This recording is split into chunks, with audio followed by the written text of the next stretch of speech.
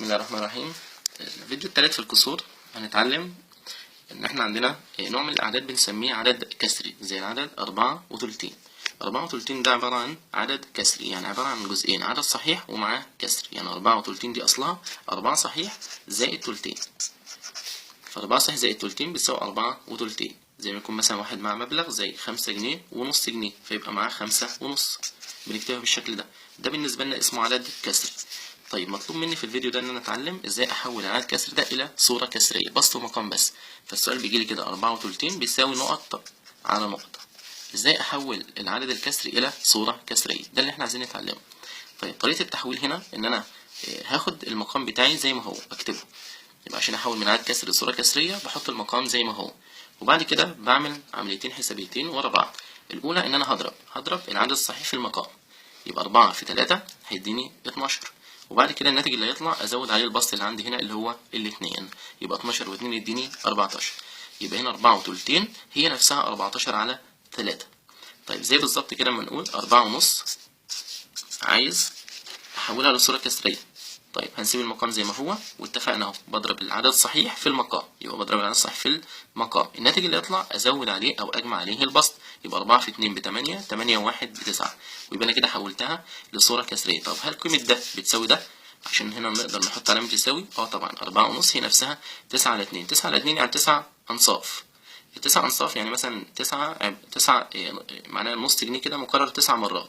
لو حبيت اجمد النص، التسع انصاص اللي موجودة عندي دول هيتحولوا هيبقوا 4 ونص، 4 جنيه ونص. يعني لو عندي نص جنيه ونص جنيه عبارة عن 9 كده نص جنيه، 1 2 3 4 5 6 7 8 9. وحبيت اجمعهم يبقى اجمدهم، كل نصين هيديني جنيه، يبقى دول جنيه ودول جنيه ودول جنيه ودول جنيه، واحد بقى معانا كمان نص جنيه، يبقى 4 ونص. لما نجمعهم يديني 1 2 3 4 جنيه و4 جنيه ونص. يبقى ال4 ونص هي نفسها 9 على 2. يبقى هنا اللي انا اتعلمته ازاي احول من عدد كسري الى صورة كسرية. طيب اقدر ان انا انفذ الكلام ده في التمارين دي. بيقول لي هنا ضع كل مما ياتي في صورة كسرية. على طول اعمل شرطة كسر واحط المقام زي ما هو. يبقى الخطوة الاولى المقام زي ما هو، بعد كده اعمل خطوتين ورا بعض، ان انا اضرب المقام في العدد الصحيح. يبقى المقام بضربه في العدد الصحيح. يبقى 2 في 3 ب6، 6 و1 7. ممكن نحفظها كده ان انا بسيب المقام زي ما هو واضرب اللي تحت وازود اللي فوق. اضرب اللي تحت وازود اللي فوق، يعني هضرب المقام اللي تحت وازود اللي فوق. يبقى احط المقام 2 زي ما هو واضرب اللي تحت وازود اللي فوق. يبقى 3 في 2 ب6 و1 7. هي نفس الكلام، هسيب المقام بتاعي زي ما هو 4 واضرب اللي تحت وازود اللي فوق. يبقى 5 في 4 ب20، 20 و1 21. هنا برضو نفس الكلام، احط المقام بتاعي 5 واضرب 7 في 5 ب35 وازود التلاتة، يبقى 36 37 38. هنا عندي 95، اسيب التسعة زي ما هي في المقام واضرب العدد الصحيح في المقام. يبقى 5 في 9 45 وازود الاتنين تبقى 47. طيب ممكن نعمل العكس. لو جاب لي عدد مكتوب في صورة كسرية وطلب ان هو يحوله الى عدد كسري، هنا زي كده مثلا 9 على 2 يساوي نقطة. الكسر ده يا جماعة او الصورة الكسرية دي بنسميها احنا كسر غير حقيقي. يعني الكسر ده بنسميه كسر غير حقيقي، بسطه اكبر من مقامه. الكسر ده لما نحب نبسطه يبقى لازم يتحول الى عدد كسري. فعندي 9 على 2 عايز احولها انا لعدد كسري. طيب يبقى انا مطلوب مني ان انا اعمل شرط الكسر وهكتب عدد في البسط وعدد في المقام وعدد صحيح.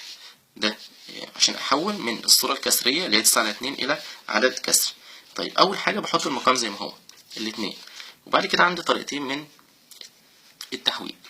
الطريقة الاولى ان انا هروح جدول العدد 2 اللي هو في المقام واشوف عدد ينضرب فيه الاتنين يديني ناتج اقل مباشرة من العدد اللي موجود في البسط اللي هو 9. يبقى انا هحط الاتنين زي ما هي وادور في جدول الاتنين ايه اللي ينضرب في 2 يديني عدد اقل من ال9 مباشرة. طب 2 في 1 ب2، 2 في 2 ب4، 2 في 3 ب6، 2 في 4 ب8، 2 في 5 ب10. يبقى لما ضربت ال2 في 5 ادتني 10 بقى عدد اكبر من البسط. لا انا عايز اقل منه مباشرة. يبقى هلاحظ هنا ان انا هضرب الاتنين في الاربعة، فبكتب هنا الاربعة. يبقى لما ادور في جدول الاتنين على عدد ينضرب في الاتنين يديني عدد اقل من البسط مباشرة اللي هو ال9، يبقى الاتنين في 4 تديني 8. طيب ال8 دي باقي قد ايه عشان اوصل لل9 اللي عندي في البسط؟ هنا باقي عندي 1.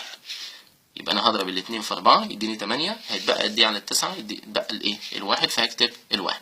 فيبقى عندي هنا الكسر بتاعي او العدد الكسري بتاعي يبقى 4 ونص. طب عايز اتاكد من الحل، هسيب الاتنين زي ما هي في المقام واضرب العدد الصحيح في المقام، 4 في 2 ب8 وازود الواحد يبقى 9. يبقى انا كده حلي صحيح. تاني يبقى انا هسيب المقام زي ما هو واروح جدوله على طول. يبقى بدور في جدول العدد اللي موجود في المقام. لو هنا 2 ادور في جدول 2، 3 ادور في جدول 3. طب الاتنين في كام؟ يدينا عدد اقل من ال9 مباشره. 2 في 4 اكتب هنا 4. 2 في 4 ب8. طب باقي لي قد ايه على البسط؟ باقي لي 1 عشان اوصل لل9 فاكتب الواحد في البسط. الطريقه التانيه ان انا ممكن اعملها بالقسمه المطوله. اخد ال9 واقسمها على الاتنين قسمه مطوله. طيب ال9 على الاتنين هندور في الجدول بتاع الاتنين عشان نوصل لل9 زي ما اتعلمنا في الترم الاول في عمليه القسمه المطوله. 1 في 2 ب2، 2 في 2 ب4، 3 في 2 ب6، 4 في 2 ب8، 5 في 2 ب10. وصلت لعدد اكبر من اللي انا بقسمه يبقى انا اخد اللي قبله. ال4 اطلعها فوق وال8 احطها تحت ال9 واعمل ناقص وبعد كده اطرح يطلع لي 1. بعد كده انزل الرقم اللي بعد ال9 عشان ابدا اقسم مره كمان. هلاقي هنا ما عنديش ارقام، خلاص يبقى انا كده عمليه القسمه بتاعتي انتهت بالشكل ده. طيب على طول العدد اللي طلع فوق ده هو ده العدد الصحيح بتاعي، يبقى هنا ده العدد الصحيح ويبقى مكانه هنا على شمال شرطة الكسر بتاعتي. يبقى ال4 اخدها عدد صحيح. طيب الاتنين دي المقام والواحد ده هو ده البسط، هم دول اللي انا هاخدهم من عمليه القسمه المطوله. يبقى هاخد خارج القسمه والمقسوم عليه والباقي بتاع القسمه. خارج القسمه هو العدد الصحيح، المقسوم عليه هو المقام، والباقي بتاع القسمه هو ده البسط بتاعي. يبقى انا اقدر عن طريق القسمه المطوله احصل على البسط والمقام والعدد الصحيح. يبقى خارج القسمه هو العدد الصحيح اكتبه هنا، والمقام هكتبه تحت واللي انا بقسم عليه، والبسط اللي هو الباقي اللي طلع معايا اكتبه في البسط. طيب نشوف تمارين على الكلام ده. 32 على 5 زي ما اتفقنا ممكن على طول اعمل شرطة كسر واحط المقام 5. طيب وادور في جدول 5 مين اللي انضرب في 5 يديني عدد اقل من ال 32 مباشرة. يبقى 5 في 5 ب 25، 5 في 6 ب 30، 5 في 7 ب 35. كده انا عديتها، انا مش عايز اعديها. يبقى ناخد العدد اللي قبل اللي انا ضربت فيه قبل ما اعديها. يبقى عندنا 5 في 7 ب 35، يبقى احنا كده عدينا. لا انا عايز اللي اقل منها، يبقى 5 في 6. 5 في 6 ب30. طب باقي لي قد ايه على 32؟ يبقى بعد ال30 في عندي 31 32، يبقى انا باقي لي عددين، يبقى هو البسط بتاعي هيبقى 2. يبقى ممكن اضرب 5 في 6 ب30 اطرحها من 32 يطلع 2. ممكن عن طريق القسمه المطوله زي ما احنا اتعلمنا اهو. 32 اقسمها على 5، 3 على 5 مش هينفع احط صفر، اخد الرقم اللي جنبه واعمل عدد من رقمين واقسمه يبقى 32 على 5. هدور في جدول 5.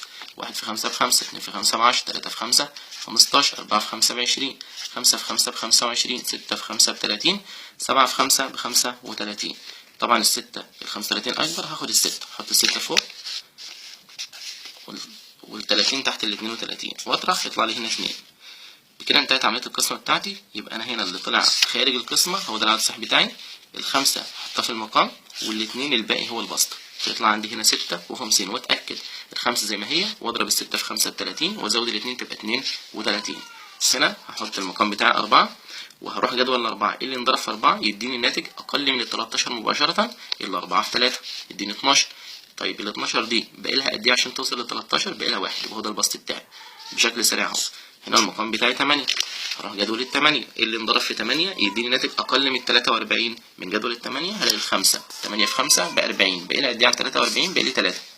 طيب هنا المقام بتاعي 6، احط ال6 زي ما هي واروح جدول ال6. 6 في كام يديني عدد اقل من 25؟